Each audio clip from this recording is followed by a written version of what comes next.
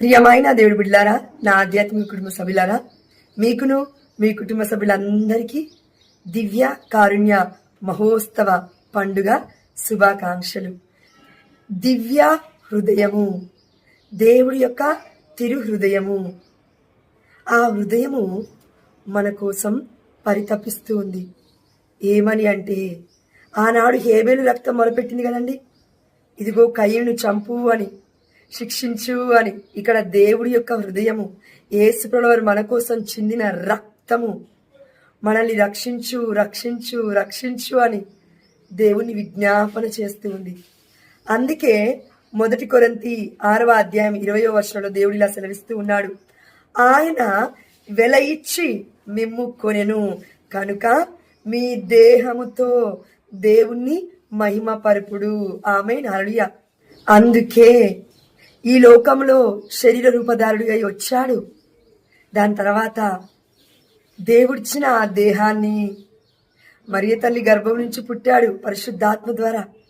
అదే దేహాన్ని కాపాడుకున్నాడు. అదే దేహంతో దేవుని మహిమపరిచాడు. ఎలా?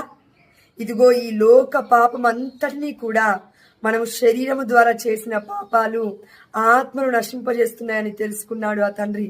కాబట్టే తన దేహాన్ని మన కోసం, మన పాపాల కోసం, మన కామపు ఆలోచనల కోసం, మనం చేస్తున్న ప్రతి పాపపు క్రియలు ఈ దేహంతో చేస్తున్నాము. కాబట్టి కేవలం ఆత్మ మొరపెడితే సరిపోదని దేహాన్ని ఇదిగో దుర్బలంగా చేసుకున్నాడు.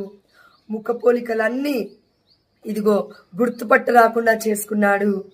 ఆ దేవాతి దేవుణ్ణి మహిమపరచడానికి మన దారిద్ర్యాన్ని తన పైన, తన దేహం పైన మోపుకొని మనల్ని ధనవంతులుగా చేసి మన తండ్రి మరణించాడు.